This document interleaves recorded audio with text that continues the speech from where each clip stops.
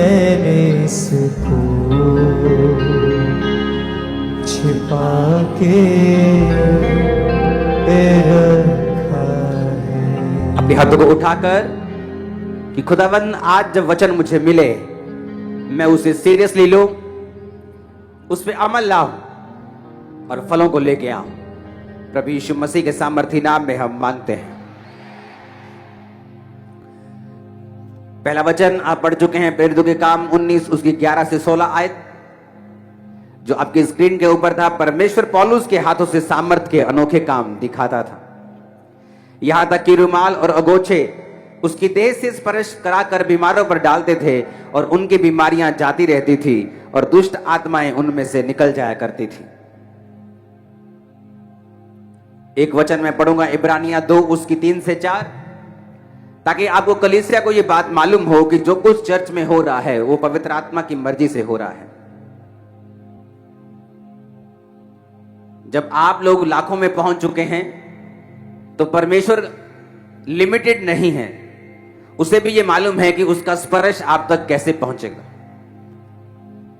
तो इसीलिए जब वो इजराइल से मैंने रिसीव किया था तो परमेश्वर ने कहा था यह तुम्हारे लिए नहीं है, ये लोगों के लिए है।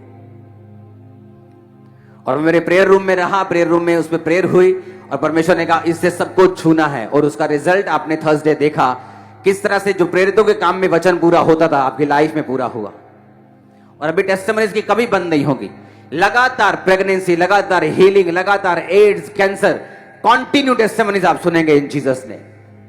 आमीन। इब्रानियां 2 उसकी 3 और 4 में लिखा, तो हम लोग ऐसे बड़े उद्धार से निश्चिंत कैसे बच सकते हैं जिसकी चर्चा पहले पहले प्रभु के द्वारा हुई और सुनने वाले के द्वारा हमें इसका निश्चय हुआ। साथ ही परमेश्वर भी अपनी इच्छा के अनुसार चिन्हों और अद्भुत कामों और नाना प्रकार की सामर्थ्य के कामों और पवित्र आत्मा के वरदानों के बांटने के द्वारा इसकी गवाही देता रहा। बाइबल कहती है परमेश्वर चिन्ह के द्वारा, 2 तरह के चिन्ह, एक शैतानी चिन्ह है, एक परमेश्वर के चिन्ह है। जितने भलाई के लक्षण हैं वो परमेश्वर के चिन्ह हैं, वो हीलिंग, वो डिलीवरेंस, दुष्ट आत्माओं से आजादी। अगर ये शैतान की ओर से होगा तो शैतान को निकाल नहीं सकता। और जब दुष्ट आत्माएं निकलती हैं, जब आप उनको छूते हैं, आज लोग टेस्टिमनीज दे रहे थे थर्सडे कि जब ये मुझ पे टच हुआ तो 15 साल से डिप्रेशन की स्पिरिट मुझे टॉर्मेंट कर रही थी, लेकिन जब ये मुझे छुआ गया मुझे ऐसा हल्का महसूस हुआ और वो दुष्ट आत्मा मुझे छोड़ के गई। मुझे मालूम है मैं पूरी तरह से फ्री हो चुका। अगर उसमें परमेश्वर की सामर्थ है और परमेश्वर आज भी एक सा रहने वाला परमेश्वर है तो वो लोगों को आज भी उसी रीति के साथ छू रहा है और ब्लेस कर रहा है। और बाइबल कहती है परमेश्वर चिन्हों के द्वारा, अद्भुत कामों के द्वारा, जो इस चर्च का नाम है the church of science and wonders, जो इस वर्ष से लिया गया है कि परमेश्वर अपनी इच्छा के अनुसार चिन्हों और अद्भुत कामों और नाना प्रकार की सामर्थ्य के कामों और पवित्र आत्मा के वरदानों के बांटने के द्वारा इसकी गवाही देता रहा। परमेश्वर इसकी गवाही देता रहा। बाइबल कहती है जो पौलुस के हाथों से, जो पतरस के हाथों से परमेश्वर कार्य करता था, परमेश्वर उनके सुसमाचार के ऊपर मोहर लगाता था जब मिरेकल्स होते थे कि जो ये बोल रहे हैं ये मेरी ओर से बोल रहे हैं, अपनी ओर से नहीं बोल रहे।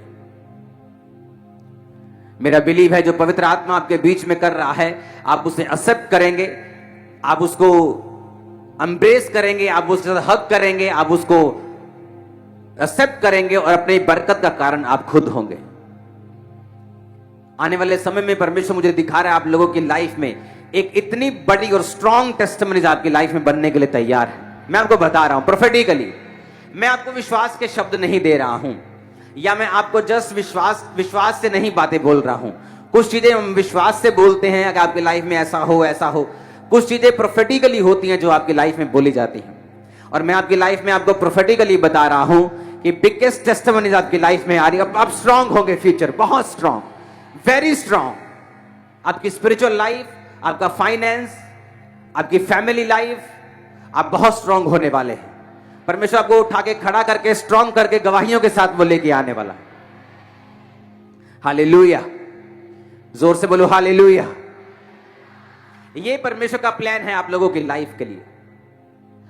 वो आपको फिजिकली, फाइनेंशियली, हर तरफ से वो छूना चाहता है, बरकत देना चाहता है। परमेश्वर ने अब्राहम को कहा था कि मैं दुनियावी और आत्मिक सब प्रकार की आशीष तुम्हें दूंगा। जब परमेश्वर आपको अपने पास बुलाता है तो सिर्फ आत्मिक आशीषों के लिए नहीं बुलाता। आत्मिक आशीषों का स्थान शारीरिक आशीषों से हमेशा ऊपर है, था और रहेगा। लेकिन परमेश्वर आपको शारीरिक आशीषें देने के लिए भी बुलाता है, क्योंकि वो वायदा उसने अब्राहम के साथ किया था। इसलिए परमेश्वर का वचन कहता है, जो धन यहोवा की ओर से मिलता है उसके साथ वो दुखों को नहीं मिलाता। इसका मतलब है परमेश्वर भी आपको धन देता है। बाइबल कहती है भली पत्नी यहोवा की ओर से, इसका मतलब परमेश्वर परिवार भी आपको देता है। बाइबल कहती है धर्मी का वंश बचाया जाएगा, इसका मतलब जो अच्छा वंश है वो परमेश्वर की ओर से है। बाइबल कहती है हर एक उत्तम और भली चीज जो है वो परमेश्वर की ओर से है। इसका मतलब परमेश्वर आपको दुनियावी आत्मिक हर तरह की आशीष को वो आपको देना चाहता है। वो चाहता है उसके बच्चे हर तरह की आशीष से भरे हुए हों, हर तरह के आत्मिक हथियार से इक्विप्ड हों। ऊंची आवाज में हालेलुया बोलो।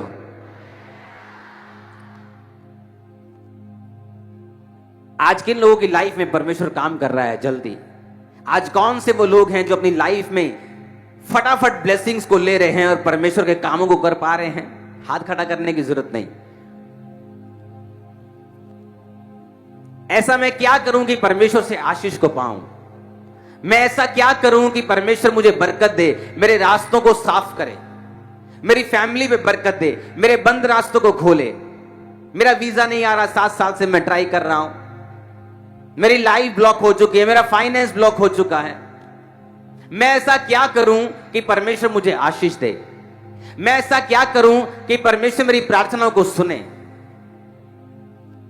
बाइबल कहती है उसने प्रेरितों को ठहराया चिन्ह और चमत्कारों के लिए, सामर्थ्य के अनोखे कामों को दिखाने के लिए, ताकि परमेश्वर अपनी गवाही आपको दे सके और बता सके कि वो जीवित परमेश्वर है। लेकिन उसका मकसद क्या चिन्ह और चमत्कार करना है सिर्फ? क्या उसका मकसद सिर्फ हीलिंग करना है? कि परमेश्वर का मकसद कुछ और है, और ये सिर्फ आपको ये दिखाने के लिए है कि परमेश्वर जीवित परमेश्वर है, क्योंकि वही हमारी समस्याओं का हल कर सकता है, वही रियल परमेश्वर है। लेकिन उसका एक और मकसद है आपकी लाइफ के लिए। वो मकसद है रूहों को बचाना, सोल सेविंग करना। जो विश्वासी सोल सेविंग में हैं, जिन विश्वासियों ने अपनी जिंदगी, अपना फाइनेंस, अपना परिवार, अपनी लाइफ, अपना टाइम परमेश्वर के कामों के लिए और सोल्स को बचाने के लिए और रूहों को बचाने के लिए डेडिकेट किया हुआ है, आप देखेंगे परमेश्वर उनकी लाइफ में जल्दी और ज्यादा काम करता है। वो परिवार जो सोल सेविंग के साथ जुड़े हुए हैं, जो सुसमाचार के काम के साथ जुड़े हुए हैं, जो लोगों को परमेश्वर के बारे में बताते हैं, जिस जगह आप काम करते हैं, अगर आप सोल सेविंग के साथ जुड़े हुए हैं और परमेश्वर के नाम का प्रचार करने के लिए आप तैयार हैं और डेडिकेटेड हैं और करते हैं, उस स्थान के ऊपर फिर आप गर्लफ्रेंड और बॉयफ्रेंड के चक्करों में नहीं फंसते, क्योंकि आपको मालूम है आपकी गवाही खराब हो जाएगी।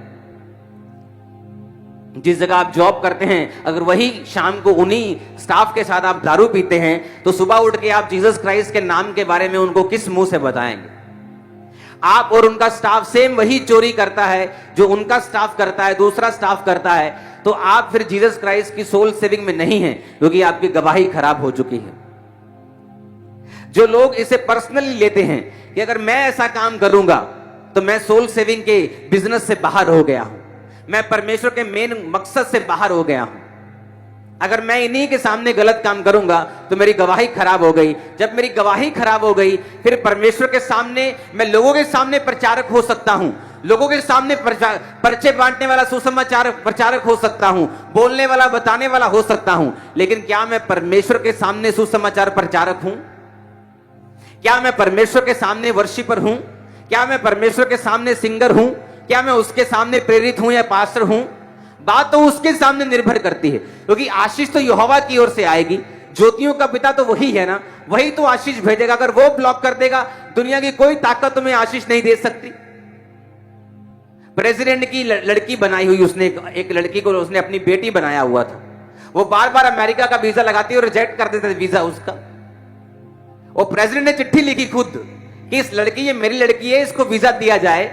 अब इमेजिन करो, अमेरिका के प्रेसिडेंट ने चिट्ठी लिखी, नाइजीरिया के प्रेसिडेंट ने एम्बेसी को चिट्ठी लिखी, उस लड़की का वीजा फिर रिजेक्ट हो गया। कारण क्या निकला? कारण निकला स्पिरिचुअल। वो लड़की परमेश्वर की आत्मिक चीजों से दूर थी और उसकी जो माता थी वो शायद सौतेली थी और हमेशा उस पर जालटोना करती थी और बोलती थी कि तू कभी बाहर की शक्ल नहीं देखेगी, तू इसी नाइजीरिया में, इसी अफ्रीकन कंट्री में मर जाएगी। जब स्पिरिचुअली आप बंध जाते हैं तो कोई दुनिया का बड़ा बंदा आपको छुड़ा नहीं सकता, कोई पैसे की अमाउंट आपको छुड़ा नहीं सकती, सिर्फ परमेश्वर ही आपको छुड़ा सकता है अगर वो आपके साथ है तो अगर परमेश्वर ही हमसे हमारे खिलाफ है, अगर उसी के हम साथ नहीं हैं, तो फिर हमें छुड़ाने वाला कौन है? यदि यहोवा ही हमारे और नहीं है तो फिर शैतान को खुली छुट्टी है, एनिमी को खुली छुट्टी है, वो आपकी लाइफ में काम करेगा। तो क्या हम परमेश्वर के सामने सोल सेविंग वाले हैं? क्या हम परमेश्वर के सामने रूहों को बचाने, क्या मेरे जीने का मकसद रूहें बचाना है या नहीं? आप जानते हैं परमेश्वर के पास ब्लेसिंग की कमी नहीं है। उसके पास ऐसा नहीं है कि वो आज 8 में से सिर्फ 10 लोगों को फाइनेंशियली ब्लेस करेगा, बाकियों को नहीं, क्योंकि उसके पास थोड़ा सा पैसा ही है जिसे वो आप लोगों में बांटेगा तो बाकियों में बांट नहीं सकता। बाइबल कहती है परमेश्वर के पास इतना है। मैंने आपको बताया कि ऐसे ग्रह, ऐसे प्लैनेट्स हैं जो पूरे के पूरे, जिनकी जो सतह है वो हीरों से बनी हुई है। प्लैनेट्स हैं ऊपर, पूरी सतह हीरों की है। अगर उनको बेच दिया जाए तो $100 की इतनी ढेरियां लगेगी कि उनकी ऊंचाई चंद्रमा तक पहुंचेगी, इतना पैसा होगा। तो आपको क्या लगता है कि परमेश्वर के पास किसी चीज की कमी है? लेकिन कारण यह है कि क्या आपकी लाइफ, क्या आपका बिजनेस, प्रभु मुझे ब्लेस कर, क्यों? ताकि मैं अपनी बेटी की शादी कर सकूं, मुझे ब्लेस कर ताकि मैं अपने बच्चे को बाहर भेज सकूं, मुझे ब्लेस कर, मुझे बड़ा घर लेना है मुझे। लेकिन एक भी बार हमने नहीं कहा प्रभु मुझे ब्लेस कर, ये वाला भार चर्च का मैं उठाऊंगा, मुझे ब्लेस कर, 1 लाख पंफलेट मैं खरीद के बांटूंगा, मुझे ब्लेस कर, इतने लोगों तक सुसमाचार मैं लेके जाऊंगा, मुझे ब्लेस कर। लेकिन हमने ऐसा कभी नहीं कहा। परमेश्वर ने कहा तूने अपनी महिमा के लिए मांगा, मेरी महिमा के लिए नहीं मांगा। जब तुम मेरे नाम से मेरी महिमा के लिए मांगेगा तो मेरा पिता तुझे देगा। हालेलुया। क्या हमने परमेश्वर की महिमा के लिए मांगा, या अपनी पूर्ति करने के लिए मांगा, या अपनी इच्छाओं को पूरा करने के लिए मांगा, या हमने परमेश्वर के लिए मांगा? जब आप ये मांगते हैं कि परमेश्वर मेरे पूरे मोहल्ले को ब्लेस कर, तो उस मोहल्ले में आप भी आते हैं। जब मेरी हीलिंग नहीं हो रही थी और मुझे 10 साल हो चुके थे, 9 साल हो चुके थे, तो परमेश्वर ने मुझे बताया था काफी साल पहले कि जब तू, तेरे अंदर से हीलिंग निकलेगी लोगों के लिए, तो तू भी हीलिंग से खाली नहीं होगा। जिस नल में से पानी निकलता है वो नल खुद सूखा नहीं रहता। तो तू आशीष देता जा, तू लोगों को ब्लेस करता जा, तू लोगों को हील करता जा। तेरा समय आएगा जब मैं तुझे हील करूं। वो समय आया जब कंप्लीटली मेरे जीवन में परमेश्वर ने ऐसा काम किया जो कोई मेडिकल साइंस नहीं कर सकती थी। हालेलुया। लेकिन ऐसा कैसे? जब आपकी लाइफ परमेश्वर के कामों के लिए डेडिकेट हो जाती है। 2024 के लिए जब मैं प्रार्थना कर रहा था तो परमेश्वर मुझे विजन और दर्शन दे रहा था कि 2024 में हमें किस तरह से चलना है। अगर आपने देखा होगा 2023 कितना सक्सेसफुल साल रहा। 100 ब्रांचेस के करीब हम हो चले हैं। आज भी 3 ब्रांचेस की ओपनिंग है। 100 ब्रांचेस के करीब हम हो जाएंगे 1 महीने के अंदर अंदर। चर्च बढ़ा, ये पंडाल को 3 गुना किया गया। आज 3 गुना से भी ज्यादा लोग बैठे हैं। हर तरफ से परमेश्वर ने ब्लेस किया। लाखों लोगों तक पहुंचा, तो करोड़ों लोगों तक, लाखों भी नहीं, करोड़ों लोगों तक सुसमाचार पहुंचा। इंटरनेट के माध्यम से, डिजिटल मीडिया के माध्यम से। परमेश्वर ने मुझे बताया कि 2024 में हम उन लोगों तक पहुंचेंगे जिन लोगों तक इंटरनेट नहीं पहुंचता, जिन लोगों तक यूट्यूब नहीं पहुंचता, जिन लोगों तक फेसबुक नहीं पहुंचती, जो गांव में बैठे हैं, बिहार में कहीं, यूपी में कहीं, महाराष्ट्र में कहीं। हो सकता है वो जब वचन को सुनेंगे आपके चर्च में नहीं आ पाएंगे, आपके चर्च के ब्रांच के मेंबर भी नहीं बन पाएंगे, इतना दूर होंगे। लेकिन वो जीसस क्राइस्ट के चर्च के, उसकी बॉडी के मेंबर बन जाएंगे, जो हमारा मेन मकसद है करने का। 2024 के लिए ऐसी तैयारी मैं कर रहा हूं कि आप लोग इसे देखोगे।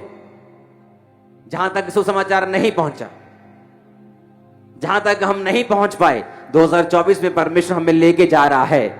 और मैं आपको बता रहा हूं आज क्यों कलीसिया अपनी आशीष के लिए रो रही है, आज क्यों कलीसियाएं अपनी आशीष के लिए परमेश्वर से भीख मांग रही हैं। क्योंकि कलीसियाएं सुसमाचार के बिजनेस में नहीं है, कलीसियाएं सोल सेविंग में नहीं है, कलीसिया इस बात का ध्यान नहीं देती कि जहां जहां सुसमाचार नहीं पहुंचा, हमें अपनी चर्च को सपोर्ट करना है, हमें बीजों के साथ जाना है, हमें ऑफरिंग के साथ जाना है, ताकि चर्च वहां पहुंच सके जहां पर आज तक कोई नहीं पहुंच पाया, जहां पे बड़े बड़े चैनल्स, जी टीवी नहीं पहुंच पाता, सोनी नहीं पहुंच पाता, स्टार नहीं पहुंच पाता। लेकिन ऐसे चैनल्स हैं जो डीडी पंजाबी की तरह, डीडी बिहार की तरह, ऐसे बहुत से चैनल्स हैं जो उन गरीब से गरीब और छोटे से छोटे और देहाती से देहाती इलाकों में पहुंच जाते हैं। क्या उन रूहों की जिम्मेवारी हमारी नहीं है? आज क्यों हम संघर्ष कर रहे हैं अपनी लाइफ में? क्योंकि हमारे जीने का मकसद सोल सेविंग नहीं है, हमारे जीने का मकसद सुसमाचार नहीं है। अगर हम बिजनेस भी कर रहे हैं तो बैक ऑफ द माइंड हमारा मकसद ये नहीं है कि जब बिजनेस से पैसा आएगा मैं चर्च के कामों के लिए और परमेश्वर के कामों के लिए उसे लगाऊंगा। यही कारण है कि चर्च जो है वो संघर्ष कर रही है। आप जानते हैं प्रेरितों के काम में लिखा हुआ है कि मान लो प्रेरितों के काम में 120 लोगों के ऊपर पवित्र आत्मा उतरा था, लेकिन जब वो शुरुआत हुई थी, जब परमेश्वर ने कहा था कि यरूशलेम को छोड़ना नहीं, तो 500 लोग थे। 500 लोग परमेश्वर की आज्ञा का पालन कर रहे थे और एक जगह बैठकर प्रेयर कर रहे थे कि यरूशलेम को छोड़ना नहीं। लेकिन जब कुछ नहीं हुआ, देखा कुछ नहीं हो रहा, काम ठंडा हो गया, 400 रह गए, 300 रह गए, 200 रह गए, 120 रह गए। जब 120 रह गए तो परमेश्वर की आत्मा उस दिन उतरी और सबको पवित्र आत्मा से भरा। लेकिन उन 500 लोगों को नहीं, 120 लोगों को, 380 लोग कहां चले गए? और बाइबल कहती है प्रेरितों के काम की कलीसिया जब शुरू हुई तो मान लो 200 लोग थे, तो कोई बिजनेस नहीं कर रहा। क्या करते थे? बाइबल कहती थी कि एक बंदा अपनी प्रॉपर्टी को बेचता था, प्रेरितों के पांव में पैसे रखता था, वो चर्च के सारे काम होते थे। लेकिन अगली लाइन में बाइबल में यह लिखा है कि प्रेरितों के पास जो लोग थे उनमें से कोई भी दरिद्र नहीं था, कोई गरीब नहीं था, कोई टूटा हुआ नहीं था। ऐसे कैसे हो सकता है? मान लो हम 200 लोग हैं,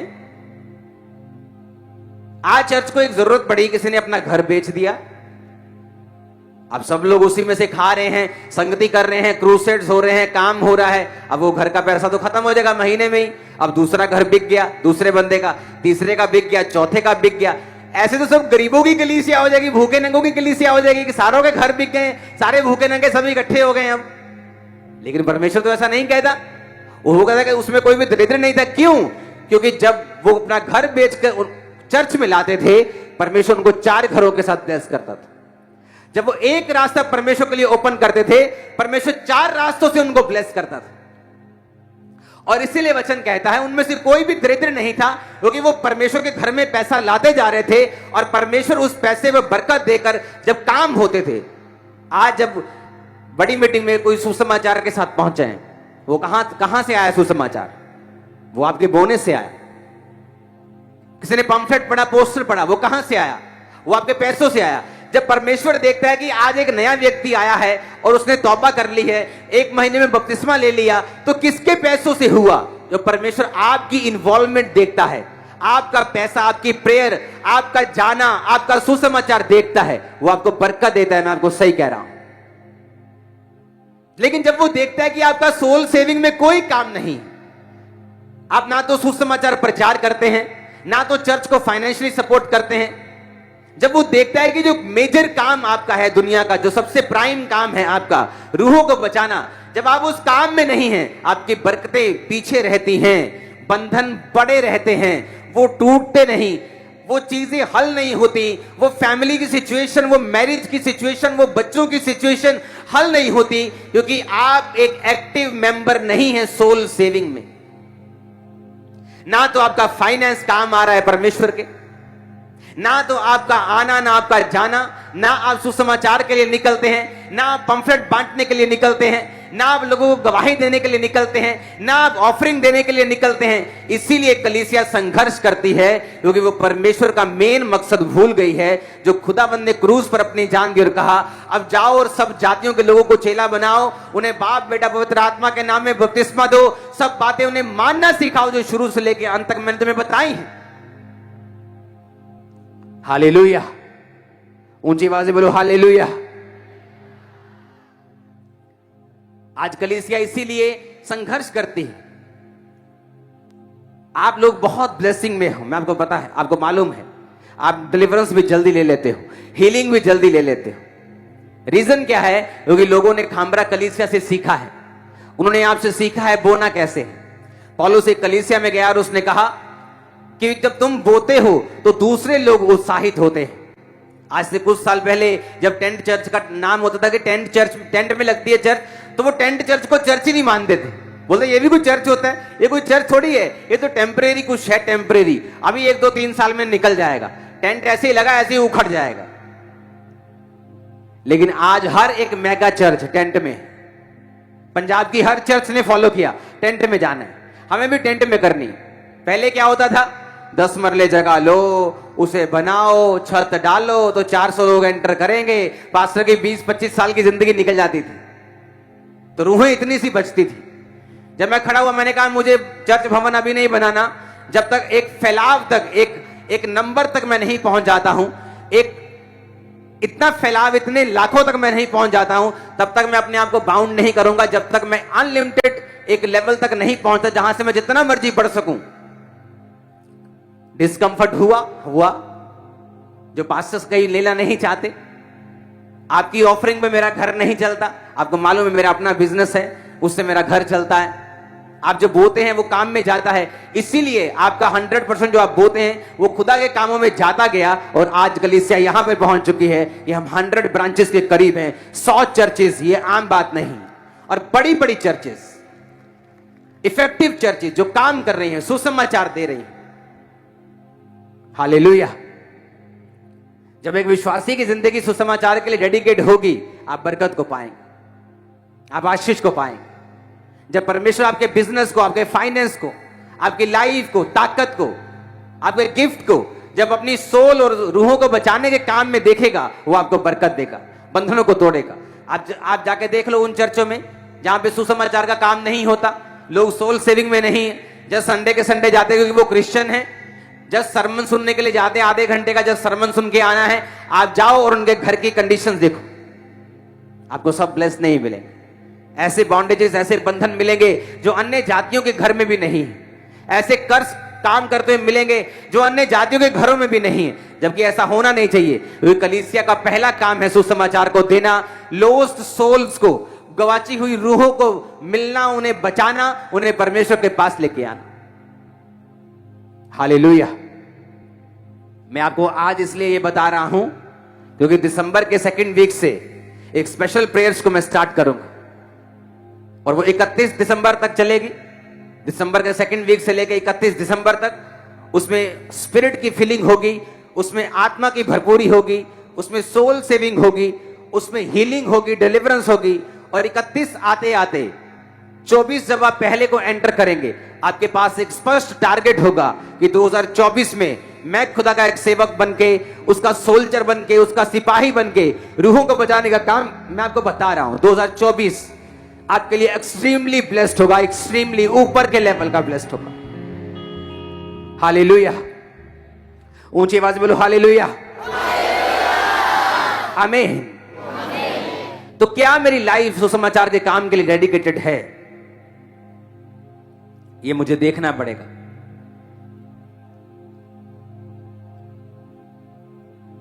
आज से वचन होगा, अगले संडे स्पेशल वर्ड होगा। आपको तैयार रहना है कि 2024 में जो परमेश्वर ने विजन दिया है, हमारे अपने मसले बताओ अब क्या रह गए। मुझे किसी चीज की जरूरत नहीं है। मेरा मेन मकसद सुसमाचार को प्रचार करना है। जो काम परमेश्वर ने मुझे दिया है, उस काम को ईमानदारी के साथ निभाना है, ताकि उन लोगों तक पहुंचा जा सके जो अब भी बीमार हैं, लेकिन आपकी पहुंच से दूर हैं, इंटरनेट से दूर हैं, चर्चिस से भी दूर हैं, लेकिन उन तक पहुंचना आपका और मेरा काम होगा 2024 में। इस विषय पे काम शुरू हो चुका है, टीम्स ने काम करना स्टार्ट कर दिया है। एक बड़ी गुड न्यूज को आपको मैं दूंगा, आप उसमें शामिल होंगे। हेवन आपको सेलिब्रेट करेगा इस चर्च को, इन जीसस नेम। मैंने खामरा चर्च को बहुत सालों पहले बताया था कि आप जब बोते हैं ना, तो सिर्फ यही मत सोचिए कि आप फाइनेंशियली ब्लेस्ड होंगे, क्योंकि आपके बोने से हजारों कलीसियाएं खड़ी हो जाएंगी जिनको मालूम होगा कि अगर हम सच्चाई के साथ काम करेंगे, ईमानदारी के साथ परमेश्वर का काम करेंगे, तो परमेश्वर बोने वाले लोग भी देगा, वो कलीसिया भी बनाएगा, बड़े बड़े काम भी होंगे, सुसमाचार का काम भी होगा, रूहें भी बचाई जाएंगी।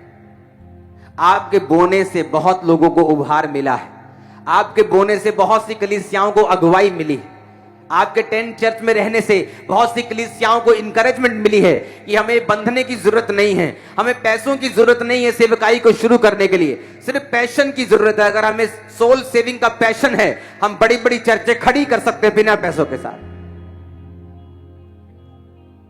हालेलुया, जोर से बोलो हालेलुया।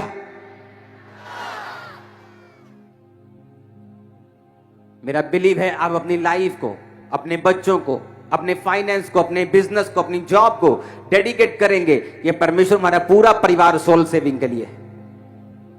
कोई प्रार्थना करे, कोई बोए, कोई सुसमाचार का प्रचार करे, परमेश्वर की सेवा में, उसके सुसमाचार में आप लोग डायरेक्ट इनडायरेक्ट कहीं भी होने चाहिए, ताकि जब आप प्रेयर करें परमेश्वर आपकी प्रेयर को सुने, वो आपको इग्नोर ना करे। क्योंकि आपने उसकी पहली कमांड, जो सबसे बड़ी कमांड जो परमेश्वर ने स्वर्ग जीवित जाते वक्त दी थी कि अब जाओ और सब जातियों के लोगों को चेला बनाओ, हम ऐसे ना हो कि उसकी मेन कमांड को हम तोड़ते फिरे। आप जाओ, क्रिश्चियन घरों में चले जाओ, जो लोग प्रभु यीशु को जानते हैं, क्या उनके घर में जाकर आपको परमेश्वर दिखता है?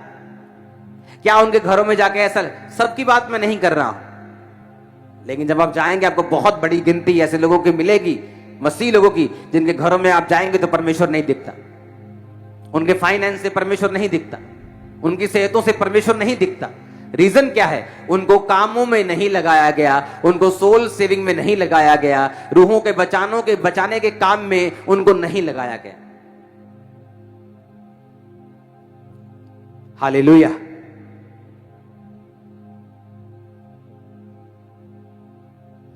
दूसरा कोरिन्थियों 9 उसकी 8 आयत में लिखा है, परमेश्वर सब प्रकार का अनुग्रह तुम्हें बहुतायत से दे सकता है, जिससे हर बात में हर समय सब कुछ जो तुम्हें आवश्यक हो तुम्हारे पास रहे, और हर एक भले काम के लिए तुम्हारे पास सब कुछ हो।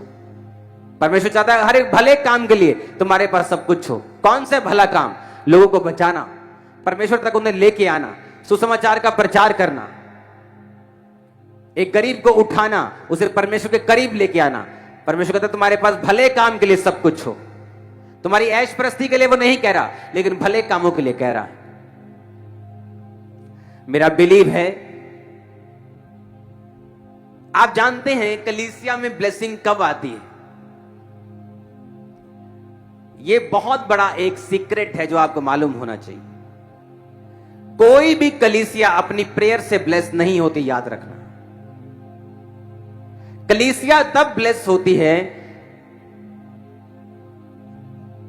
और अगुवा क्यों खड़ा होता है मैं आपको यह भी बताता हूं। अगुवे का काम क्या है? सिर्फ प्रीच करना नहीं, उसका काम है जो परमेश्वर इस एरिया के लिए प्लानिंग रखता है, उस प्लानिंग को बाय प्रेयर समझना। परमेश्वर मैनेजमेंट का परमेश्वर है। वो मूसा से बात करता था, मूसा हारून से बात करता था, हारून राजा से बात करता था, या हारून लोगों से बात करता था। ऐसा नहीं था कि सब आगे बोले मूसा मूसा, प्रभु ने मेरा नाम निकाल के दिया, प्रभु ने मुझसे भी कुछ कहा है, सुन ले मूसा, मैं भविष्यवाणी कर रहा हूं। ये बेवकूफियां आजकल के लोग कर सकते हैं, क्योंकि परमेश्वर ऐसा नहीं करता। वो मूसा से बात करता था। एक सेवक का काम है परमेश्वर के प्लान को समझना, कि परमेश्वर क्या चाहता है, उसके बाद उस प्लान को चर्च को बताना। और आपको मालूम है, जो चर्च का बिलीवर उस प्लान में परमेश्वर के दास के साथ, खुदा के साथ खड़ा होगा, वो ब्लेस होगा। ये एक लौता कारण है आपकी ब्लेसिंग का। चाहे किसी को ये नहीं मालूम कि वो परमेश्वर के दास और चर्च के साथ खड़ा है, लेकिन उसके काम ऐसे हैं कि वो खड़ा है। कैसे? वो अपनी ऑफरिंग्स को बो रहा है, बीजों का अनाउंस होता है वो बो रहा है, सुसमाचार देने जाना है वो आ रहा है, प्रेयर करने आना है, वो प्रेयर करने के लिए आ रहा है, घर पे प्रेयर कर रहा है, चाहे वो उसे मालूम नहीं है कि वो परमेश्वर के प्लान के साथ खड़ा है, पर वो खड़ा है इंटेंशनली इनइंटेंशनली, कि वो जानबूझ के या समझबूझ के वो खड़ा है। कितने मेरी बात को समझ रहे हैं? एक ही कारण से प्रभु आपको ब्लेस करेगा, मैं आपको बता रहा हूं। जिसने ये कारण नहीं समझा उसकी ब्लेसिंग कभी परमानेंट नहीं। आप देखेंगे आज कुछ हो गया, कल को फिर ब्लेसिंग चली गई, आज हीलिंग, कल फिर बीमारी, आज ये हीलिंग मिल गई, कल को और कुछ चिमड़ गया, ये उतरा वो खत्म, ये आया ये गया, ये चलेगा उनकी लाइफ में। क्यों? वो समझे नहीं बात क्या है। चर्च में हीलिंग मिरेकल्स, चर्च में अद्भुत काम इसलिए हैं कि अब आप ये समझ पाए कि आपने दुनिया घूम ली है, 16-17 डॉक्टर घूम लिए हैं, 5-7 बच्चे मरते हुए देख लिए हैं, IVF सब कुछ हो गया आपकी लाइफ में, सब सुसाइड, सारे ड्रामे हो गए हैं शैतान के। अब परमेश्वर ने टच किया, आपको मालूम है ये जीवित परमेश्वर है। आगे क्या? अब आगे क्या? बेबी तो हो गया, अब आगे क्या? आगे ये है कि अब तुम समझो कि परमेश्वर की योजना क्या है। वो किसको बताएगा? परमेश्वर अपने दास को। आप जब शमूएल नबी को देखते हैं, आप जानते हैं कि जब शाऊल उसे ढूंढता हुआ जा रहा था तो उसने कहा परमेश्वर का दास कहां रहता है? उसने ये नहीं पूछा कौन सा दास उसने कहा मैं ही हूं, आजा। जब परमेश्वर अपने रियल लोग खड़े करता है वो कभी ज्यादा नहीं होते एक एरिया में। मैं आपको राइट बता रहा हूं, एक्यूरेटली बता रहा हूं, वो कभी भीड़ नहीं होती। उसने ये नहीं कहा कौन सा वाला दास पूछ रहा है तू, उसने कहा मैं परमेश्वर का दास नबी यही रहता है। उसने ये नहीं कहा कौन सा, उसने कहा हां आजा। जब परमेश्वर लोगों को खड़े करता है वो एक व्यक्ति को खड़ा करता है और उसे दर्शन बताता है। जब उस दर्शन को पब्लिक समझ लेती है, कलीसिया समझ लेती है और उसमें कंट्रीब्यूट करना शुरू करती है, देखना कैसे शैतान भागता है आपके घरों से। देखना कैसे भागता है, बंधन कैसे टूटते हैं, कैसे आपकी लाइफ इजी होती है जब आप इस बात को समझते हैं। और जब परमेश्वर अपने दास को दर्शन देता है, कलीसिया उस दर्शन को समझती है और काम करती है, फिर बाकी कलीसियाएं उसको फॉलो करती हैं कि हाँ ये विजन, ये दर्शन है, ओके हमें भी ये फॉलो करना है, हमें भी एग्जैक्ट करना है, क्योंकि रिजल्ट आ रहा है, परमेश्वर इसके साथ। अब जब मैं आपको बता रहा हूं 2024 के लिए परमेश्वर का प्लान क्या है, वो आपको मैं आज, अगले संडे, थर्सडे आपको कंटिन्यू बताता जाऊंगा और हम उसे फॉलो करते जाएंगे। मैं आपको बता रहा हूं, आप परमेश्वर को ऐसा काम करेंगे वो आपको हक कर लेगा, जब भी डाल लेगा आपके साथ। मैं बता रहा हूं आपको, नहीं तो पॉसिबल नहीं है सिर्फ अपनी कहानी परमेश्वर को बताते रहना, रोते रहना और हर वक्त उससे आशीष लेते रहना। ये पॉसिबल नहीं है, ये बिब्लिकल नहीं है। परमेश्वर ऐसा नहीं, उसने एक मकसद के तहत आपको चुना है। एक बार वो आपको ब्लेस करता है, हील करता है, लेकिन उसके बाद परमेश्वर एक खास काम चाहता है आप अपनी लाइफ में करें। हालेलुया। आप क्या करेंगे? आज से आप प्रेयर करनी स्टार्ट करेंगे, आप अपने बीजों को जमा करना शुरू करेंगे। जब आपको अगले संडे, उससे अगले संडे बताया जाएगा, आप उनको बोना शुरू करेंगे। पूरा 2024 आप प्रेयर्स में जाना शुरू करेंगे, सुसमाचार के लिए ज्यादा समय निकालना शुरू करेंगे। आपको बताया जाएगा 31 दिसंबर तक कि किस तरह से हमने अपने आप को स्पिरिचुअली रेडी करना है ताकि हम बरकत पाएं, हमारी लाइफ के बंधन टूटे। अदरवाइज मैं आपको बता रहा हूं, आप पे 500 प्रोफेसियां हो जाएंगी, आप कभी बरकत नहीं पाएंगे। आप लगातार आमीन बोलते रहेंगे, लेकिन लाइफ के बंधन नहीं टूटेंगे जब तक प्रैक्टिकली कर्मों से हम परमेश्वर के कामों को नहीं करेंगे। मैं सच कह रहा हूं आप। इसलिए मैंने कहा कि जिस चर्च में प्रीचिंग डीप नहीं होती, प्रीचिंग खोल के नहीं करते, प्रीचिंग को स्थान नहीं दिया जाता और टीच नहीं किया जाता, वो चर्च कभी बरकत नहीं पाती, उसके लोग कभी स्थायी नहीं होते, ब्लेसिंग कभी स्थायी नहीं होती। अपने हाथों को उठा के हालेलुया बोलो जोर से।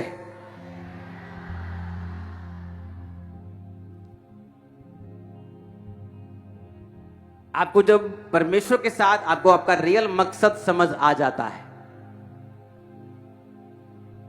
आपको मालूम हो जाता है ओके, ये काम करने के लिए मैं बुलाया गया हूं। जब आप अपनी लाइन पकड़ लेते हैं, उस ट्रैक को पकड़ लेते हैं, तब मंजिल फिर दूर नहीं होती, वो आती जाती है। हर कुछ घंटों के बाद नया स्टेशन, हर दिन के बाद एक नई ब्लेसिंग, हर महीने के बाद एक नई ब्लेसिंग, क्योंकि आपने राइट ट्रैक आपका पकड़ लिया है। हालेलुया। जब तक राइट ट्रैक नहीं पकड़ा तब तक प्रॉब्लम है। जब तक एक राइट ट्रैक पकड़ लिया, हमें मालूम है कि मेरी लाइफ, मेरा फाइनेंस, मेरी बॉडी, मेरा एवरीथिंग, मेरा परमेश्वर की सेवकाई के लिए, उसके दर्शन के लिए। हालेलुया। सुसमाचार का जो काम है,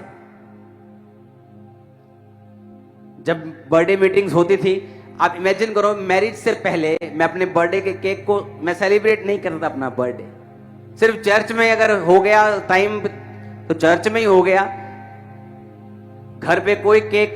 मेरा टोटल कंसंट्रेशन सोल सेविंग की ओर रहा शुरू से। मुझे कपड़ों का शौक नहीं, किसी चीज का शौक नहीं। जब मुझे कोई बोलना कि शॉपिंग करने चलते हैं, मुझे चिढ़ आती है अंदर से, आई तेरी तो क्या बोलती है। और आपका ये फेवरेट काम हो सकता है, चलो चलो बहन जी नवा सूट आया, लेकिन मुझे दिल नहीं करता। और संडे थर्सडे आप मेरे कपड़े देखते हो, बाकी मैं पजामे में होता हूं। हालेलुया। मेरा मेन, मुझे तब टारगेट समझ आ गया कि मेरा टारगेट क्या है। मेरा सारा ध्यान, मेरी कंसंट्रेशन, मेरी फायर, मेरी पावर, एवरीथिंग मेरा उधर। आपने मुझे थर्सडे और संडे के अलावा अपने घर से बाहर कभी नहीं देखा होगा। आप करके दिखाओ।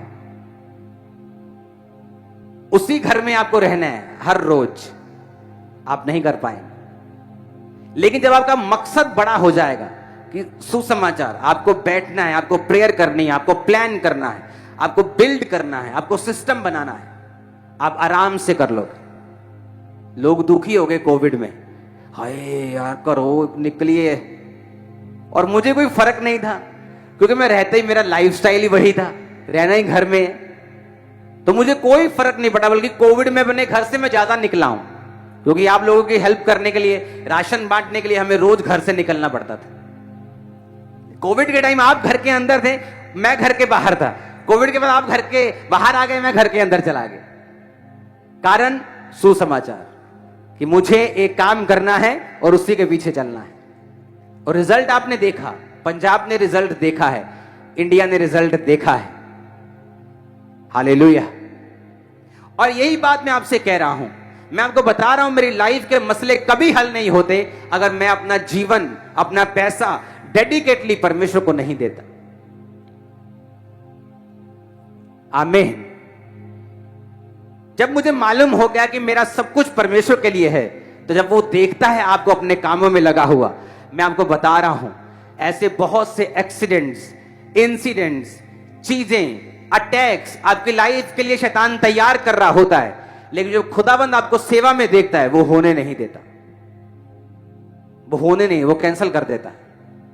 लेकिन जब वो आपको अपने मकसदों में चलता हुआ देखता है, फिर आप स्टोरी सुनते हैं, सन इसमें मेरे साथ ये बड़ा बड़ा हादसा हो गया था, उसके बाद हम कभी ऊपर नहीं आए, सन फलाने में हमारे साथ ये हो गया था, इस साल हमारे साथ। क्यों? क्योंकि हमारी लाइफ डेडिकेटेड नहीं है परमेश्वर के कामों के लिए, और हम एक्सीडेंट प्रूफ नहीं है।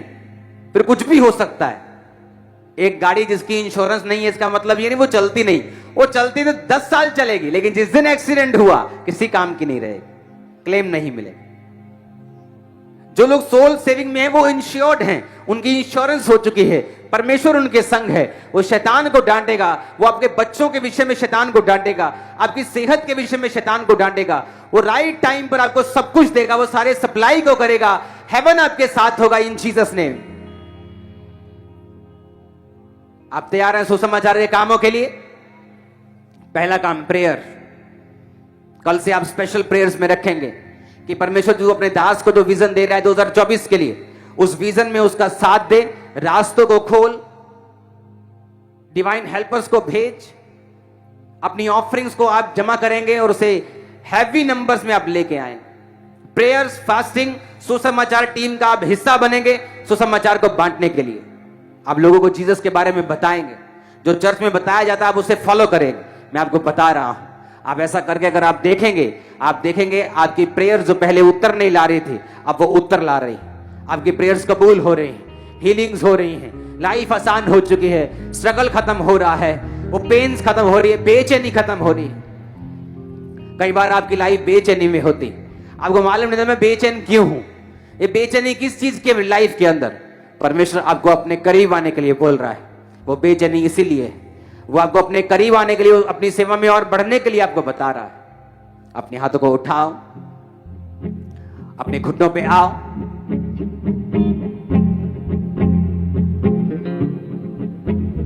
आपको मालूम है एक बात, पौलुस के टाइम पर पौलुस ने कहा, मैं यूरोप एरिया में वो प्रीच किया। उसने कहता मैं इतना प्रीच कर चुका हूं कि वहां पर प्रीच करने का स्थान नहीं बचा हुआ। ऐसा कैसे पॉसिबल है? और इसीलिए बाइबल कहती जो उसकी कलीसियाएं थी वो ज्यादा आशीषित थी।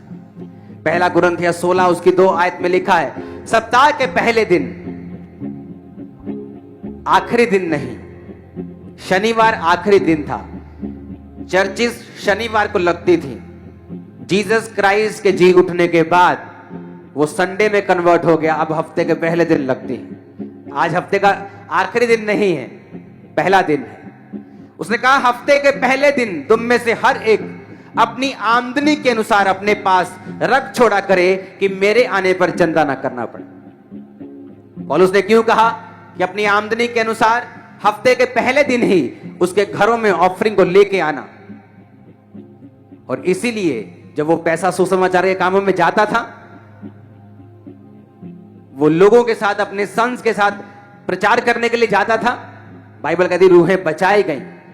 मेरा बिलीव है आज अगर आप डेडिकेट करेंगे अपनी लाइफ को और रूहें बचाने में साथ देंगे, वो आपके परिवारों को उठाकर खड़ा करेगा। एक बड़ी गवाही के साथ आएंगे। आमीन ऊंचा चाहिए चर्च। Hallelujah, hallelujah. अपने हाथों को उठाओ, अब इसको गूंज पे करो। आप पर टीम जाएगी और आपको इस शॉल के साथ वो छुएगी। इसका प्रेशर नहीं है आज माइक में।